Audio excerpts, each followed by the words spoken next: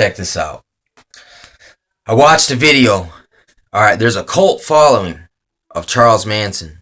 There's a reason for this now. Check this out. Charles Manson has some weird stuff when you really look down into it, man. All right, he used to talk about helter skelter all the time, and it's about a race war and the coming apocalypse that everyone's gonna. He even was guilty of just shooting a black guy, and the black guy fucking he didn't, because since he was a hood member, they didn't take it to the courts. I don't think, if I recall correctly.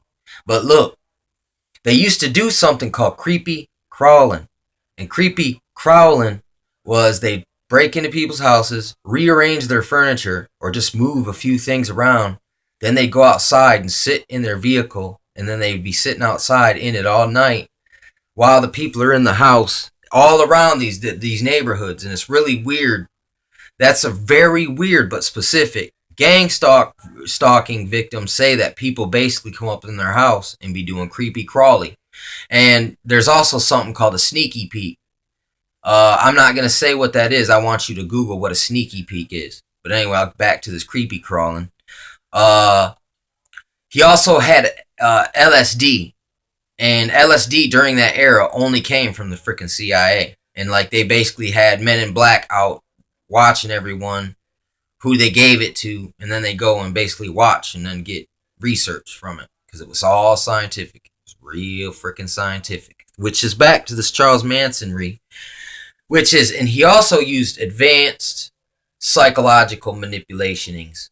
And he even used the Bible. That's a common thread with Jim Jones. Jim Jones supposedly always put acid in his eyeballs. And that's why he always wore sunglasses while he was preaching. Is because he was on acid. You know what I'm saying? Which came from the freaking CIA. And there's a freaking common thread. It's like, at Scientology, for instance, they could be dropping hits of acid on you while they're using the Kubark manual on you and telling you that drugs are bad. So in a way, they're psychic driving you while they're using drugs to psychic drive you. For instance, I can't prove that. That's just me using them as kind of like a prop. You know what I'm saying? Like they like to do us so much in all their freaking psychological operations. Where sometimes I just feel like a prop in a psychological operation. Like, you know what I'm saying? Like they use me as like like Ray Bradbury to get inspiration for psychological ops and false flaggeries and drills and shit. And it really pisses me off, man. I am offended by it. But look, you don't see me throwing a big fit now, do you? A real big fit. Yeah, I'm kind of salty about it. But look, I ain't throwing a big fit about it. So it's freaking crazy. But creepity crawling like Manson. Creepity crawling like Manson. But here's the real big kicker. The other thing with that, the connection, the LSD connection and Helter Skelter connection. Who did Helter Skelter? It's the Beatles. So there's the Beatles connection, which was also on a lot of acid, which has another connection. Military connection. Scary connection. Military industrial complex. Look, the meeting that changed hip hop. Same thing, because they work off the prison industrial complex.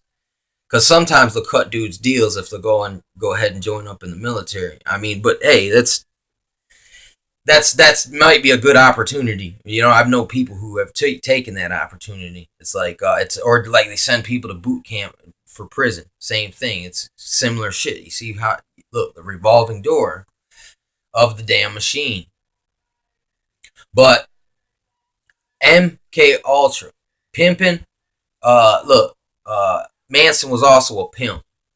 You know what I'm saying? To some extent. So he used his pimping for murderous purposes instead of just money purposes. But he also, creepity crawling is a form of ordo ab chaos. That's order out of chaos. That's like e pluribus unum. That means many gods, one name. You know what I'm saying? Or many names, one god.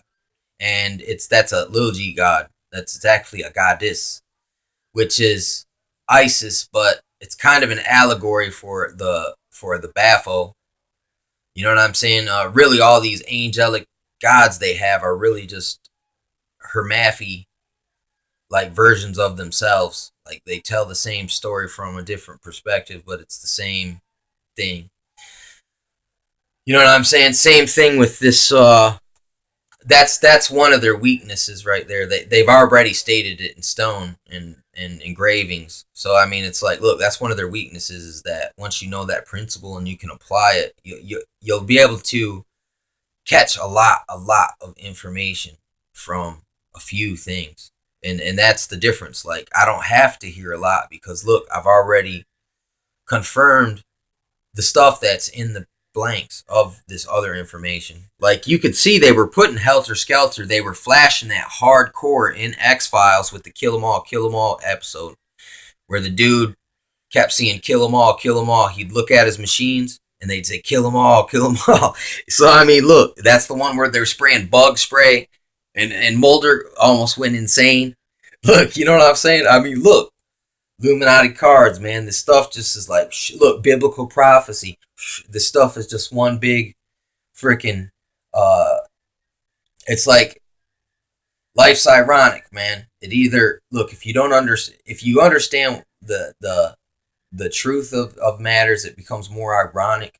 But when you're still in the dark about things, look what they try to discourage you because it'll feel like one big freaking sick joke, and it is in a sense, but it's ironic because it's like that old statement is so true. It's like who gets the last laugh. So you got to remember that when they're laughing at you, who gets the last laugh when they're creepy crawling on you.